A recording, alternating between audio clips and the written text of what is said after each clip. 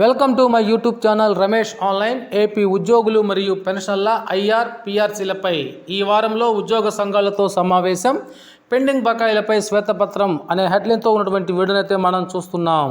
చూసే ముందుగా ఫ్రెండ్స్ ఎవరైనా ఫస్ట్ టైం మన ఛానల్ని విజిట్ చేసినట్లయితే తప్పకుండా సబ్స్క్రైబ్ చేసుకొని పక్కనే ఉన్న బెల్ ఐకాన్ టచ్ చేయండి. అదేవిధంగా వీడియో కనుక మీకు నచ్చినట్లయితే ఒక లైక్ చేసి మన మిత్రులందరికీ షేర్ చేస్తారని ఆశిస్తూ ఇక విషయానికి వచ్చినట్లయితే వచ్చే నెల నుంచి 1వ తేదీనే జీతాలు మరియు పెన్షన్లు, ఏపీ ఉద్యోగులు మరియు పెన్షన్ల పెండింగ్ బకాయిలపై ఈ వారంలో సంఘాలతో అధికారుల స్థాయిలో సమావేశాలు నిర్వహిస్తారు. ఈ సంవత్సరం చివరి వరకు రిటైర్ అయ్యే పోస్టులన్నీ ఎస్జిటితో పాటు ఎస్ఏ పోస్టులన్నీ డిఎస్సి 2024కే కేటాయింపు. ఎస్జిటి పోస్టులకు ఇంటర్ ప్లస్ టీటీసీ వారే అర్హులు. ఈ వారంలో డిఎస్సి 2024 విధి విధానాలు జీవో వస్తుంది. టెట్ తర్వాతనే డిఎస్సి నిర్వహణ. ఇక టీచర్ల బోధనా సమయం పెంచడానికి యాప్లకు సంబంధించినవి కాకుండా సొంత నిర్ణయాలతో ఏ విధమైన ఫోటోలు తీసి పంపమని టీచర్లపై ఒత్తిడి తేవద్దు అని విద్యాశాఖ అధికారులకు ఆదేశాలు. అలా చెప్పే అధికారులపై చర్యలు.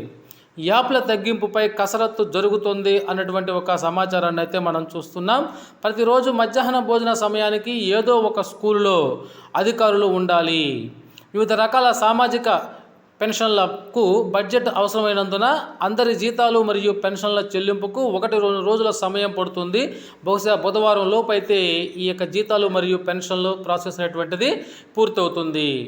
నాడు నేడు సొమ్ములు ముఖ్య అవసరాలైనటువంటి కాంపోనెంట్స్కే ఖర్చు పెట్టాలి.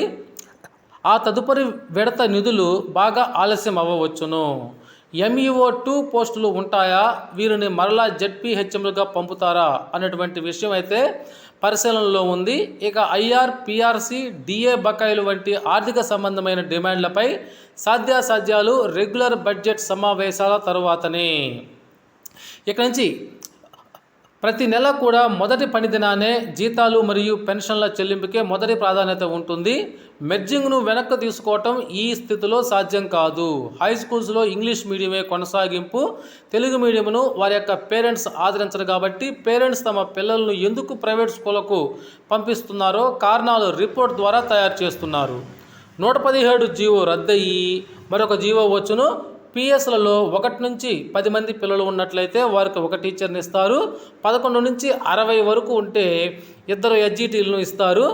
సో ఎస్జిటి పోస్టులు మిగులు ఏ జిల్లాలో లేవు. కొత్తగా మెర్జింగ్ చేయకపోవచ్చు.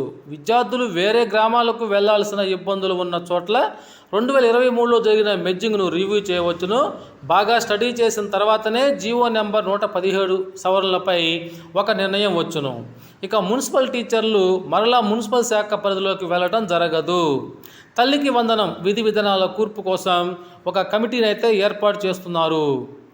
ప్రభుత్వ ఉద్యోగులకు సంబంధించి సిఎఫ్ఎంఎస్లో పెండింగ్ బిల్లులు తేల్చి బకాయిలు అనగా సరెండర్ లీవ్స్, ఎర్న్ లీవ్స్, ఇక పిఎఫ్, ఏపీజీఎల్ఐ, మెడికల్ లీవ్స్ వంటివి లెక్క తేల్చి శ్వేతపత్రంలో అయితే ఉంచుతారు. ఓకే ఫ్రెండ్స్, ఇది సమాచారం. ఈ సమాచారం మీకు నచ్చినట్లయితే ఒక లైక్ చేయండి. Thank you for watching my videos.